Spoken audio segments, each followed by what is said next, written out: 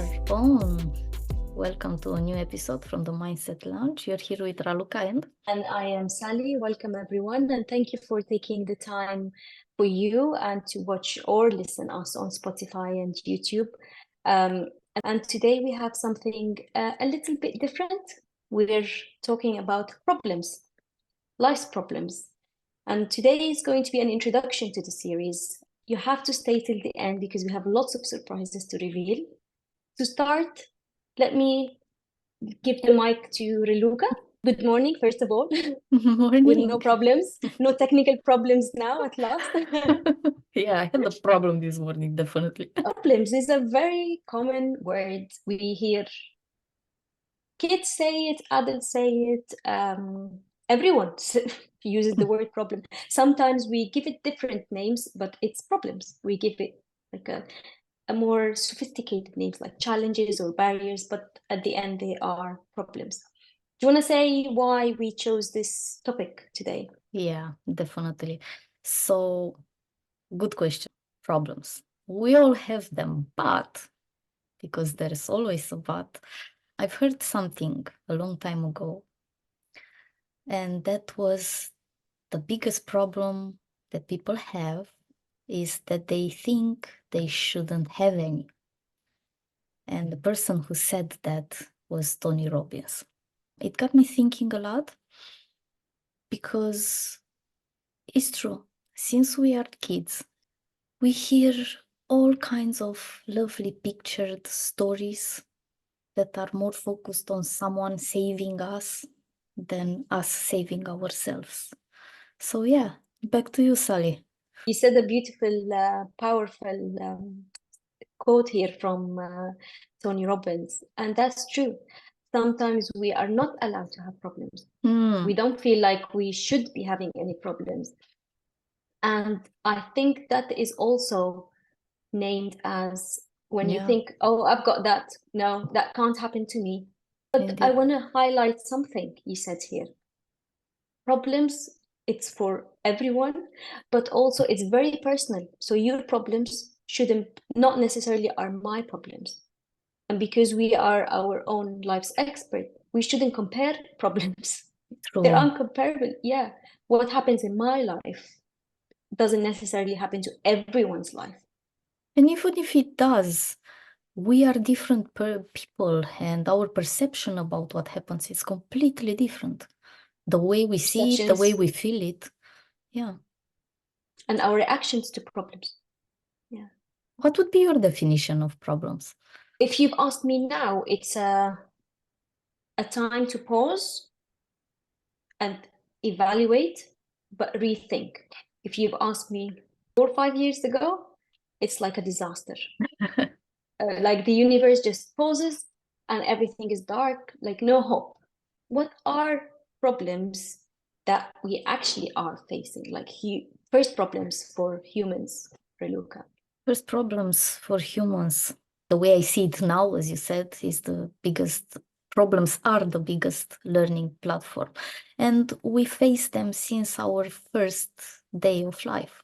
We learn very quick and we adapt to problems. And the best example would be first two problems that I want to mention are we are hungry and we are shitting ourselves since day one. Solution, cry.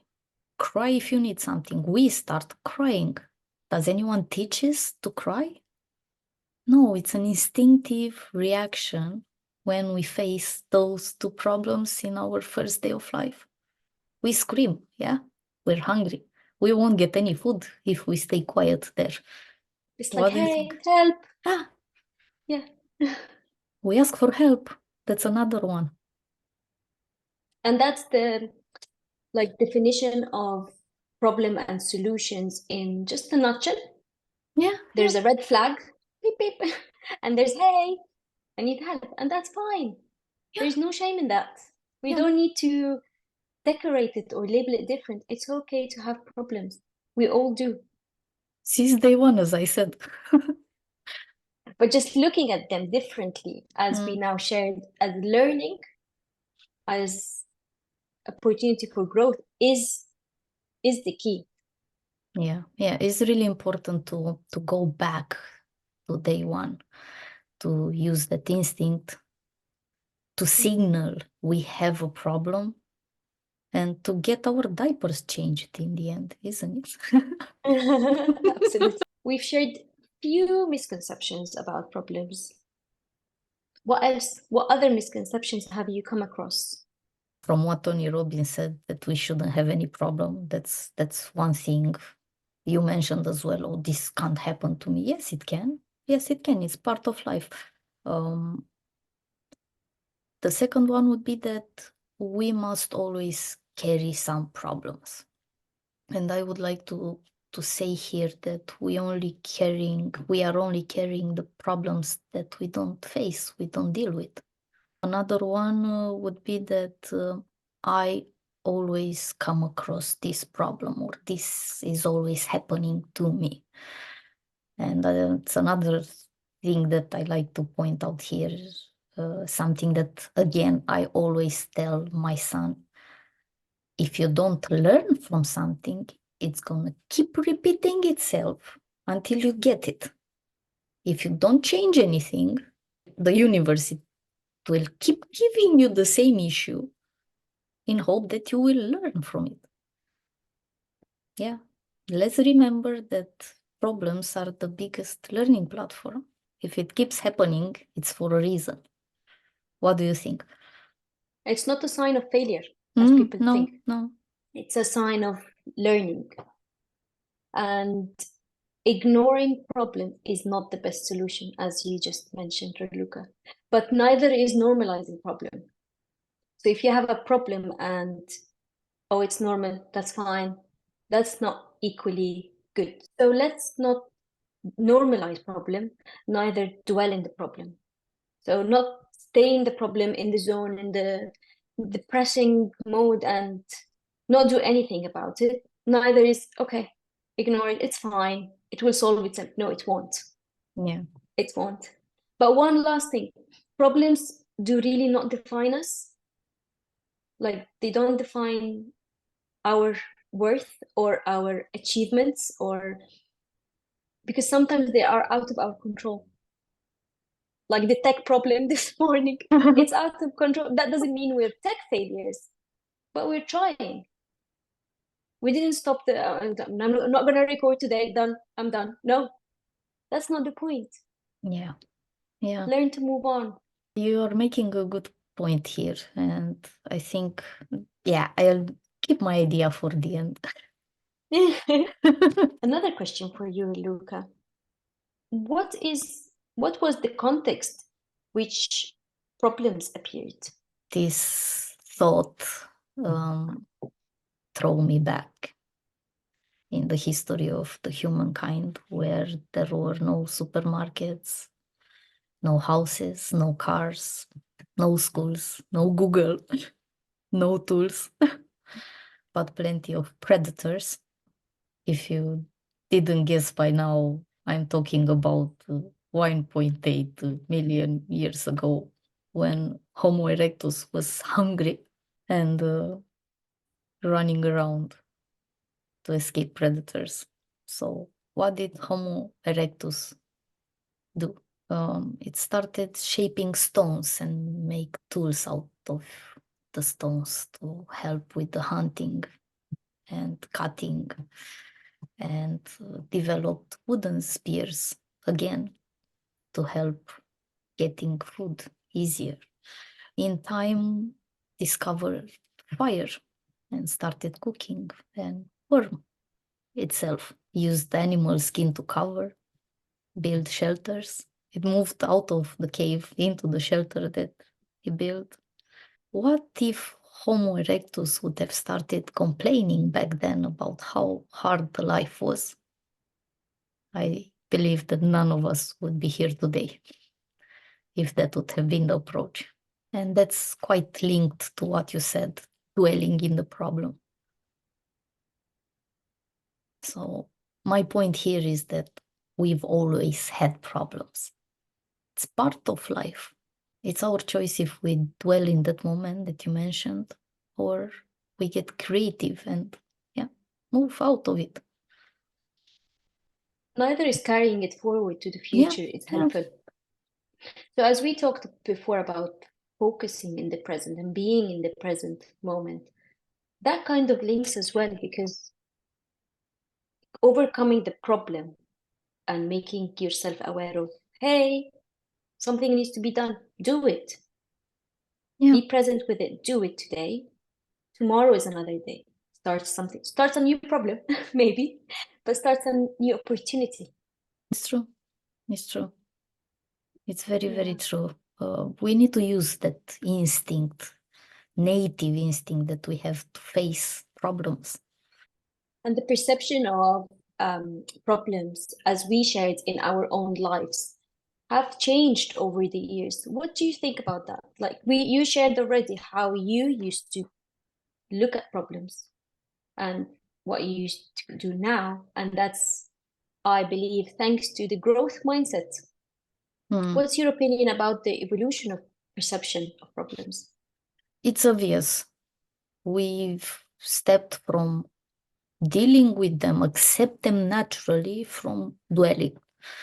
I think the main issue here in terms of evolution is that we've learned too many things that have overtaken our natural instinct of dealing with problems.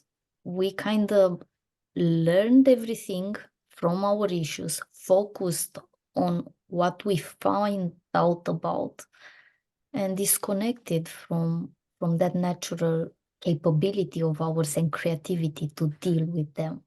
We swapped focus from learning from problems to why is this happening to me. This is how we evolved in terms of perceiving and seeing problems. We've forgotten things that were buried deep down inside, and we disconnected from our own capability of facing them. I think we also start ignoring the root cause of the problem. Like you look at the problem sometimes superficially, but what's the cause? Actually, what's happening here? Why did that happen now? Sometimes it might be irrelevant, because you mentioned, remember at the beginning, you mentioned something very interesting. Now I want to link to that. Things happen to us. They are not many times within our control. Absolutely. So sometimes the why might not give us the right answer, but what can I do with it might give us the lesson. However, the why could show you what you have control Yeah, over yeah, and what you don't have control over. And this is where the indeed. change happens. How many True. times have we come across things that oh, I wish my internet didn't play this morning, or if only my boss could do this and this and this. You're just wasting your energy, honestly, on things that you will not change and cannot change. And cannot control. And going back Absolutely. to the beginning, to the baby, can we control hunger? Maybe if we are a Buddhist monk, but no, no, we are hungry. We need to sort that thing out. It's a natural thing that happens. We've used the word natural a lot today, and problems Yeah. is a natural thing. It's not blame either. Mm. It's not we don't have to blame it on someone, or we'd treat it with denial. Or blame it on ourselves, like it's my fault or Mhm. it's someone's fault. We don't need to find faults. You're right. So linking it with the mindset, with the growth mindset that we mentioned, because the fixed mindset will be dwelling, as we said. Let's link it to the growth mindset, our favorite topic that we've both experienced. I think from my point of view, right now, the how it's easy.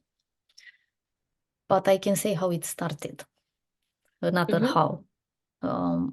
I wasn't in a place where I loved to be. I hated everything about it. The way I felt, my thoughts. the way I was seeing the world. And everything was triggered by a lovely sunrise. I was going to work early morning, many, many years ago. It was a brilliant sunrise, colorful, everything, and I couldn't feel anything. That was when I asked myself, what's going on? Why are you not mesmerized like you've always been about this sunrise? And by asking myself this, I realized I was so disconnected, because we mentioned this earlier. This is how it started. I realized I lost an instinct, because instinctively, when you see the sky bright red and colorful, and you're like, wow, I wasn't that day.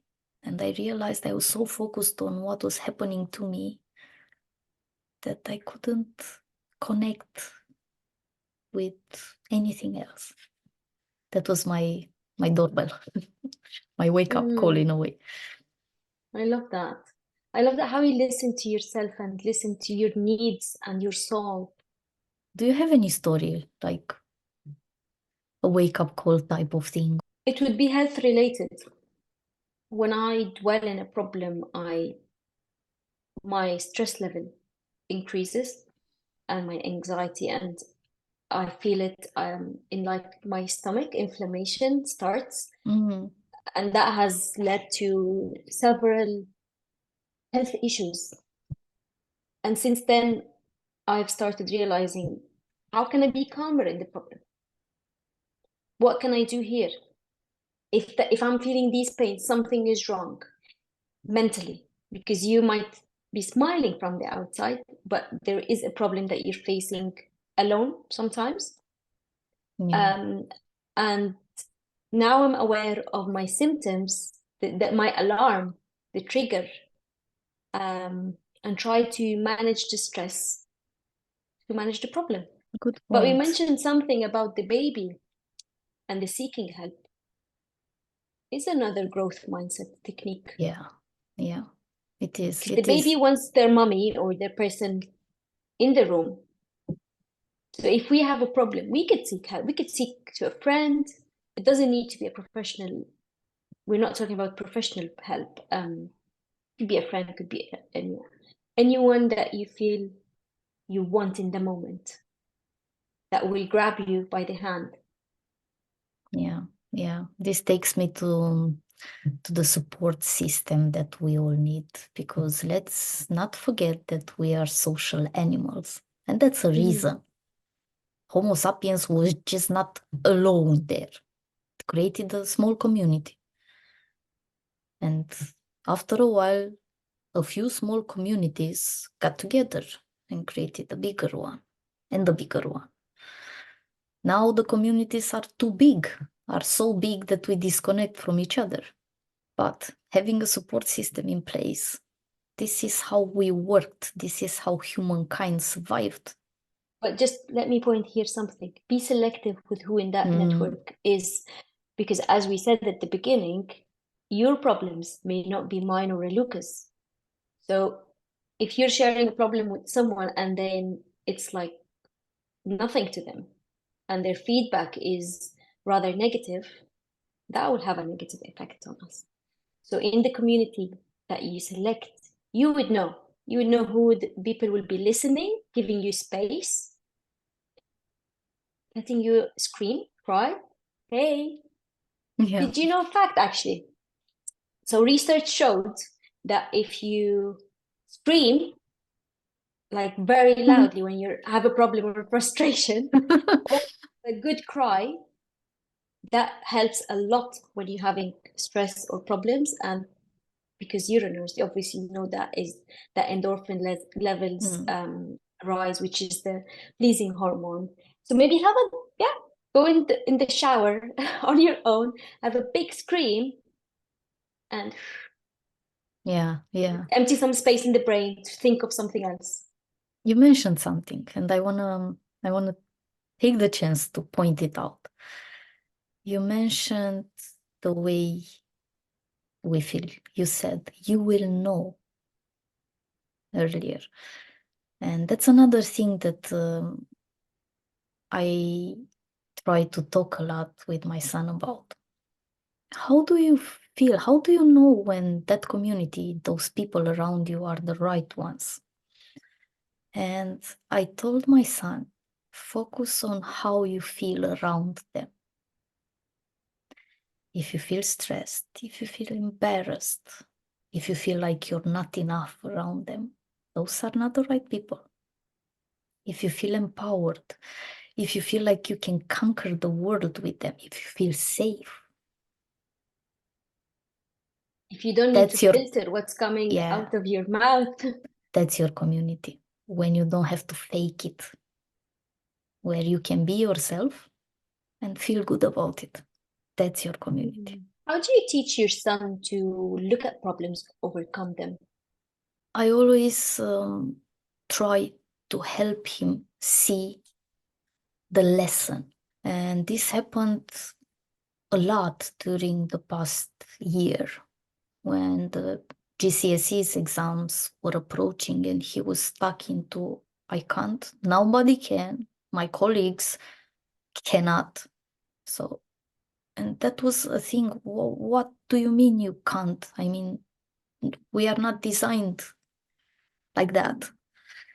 And for example, to make it like specific, it happened to him twice in the mocks to miss points on questions that he actually knew, but he didn't read properly. He didn't read to understand. He thought by quickly reading the request that he got what he needed. But it wasn't the fact. He rushed, he read the request, but he didn't understand exactly the requirement. And he missed points on that. And every time he was telling me about this, I was like, what can you do next time? What can you do next time? It happened, to be honest, a few times until I pointed it out to him, like, look, this problem keeps repeating itself.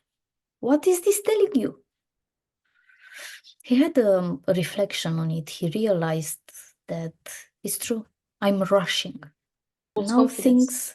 now things are a bit different because he knows his weakness and he can tackle it.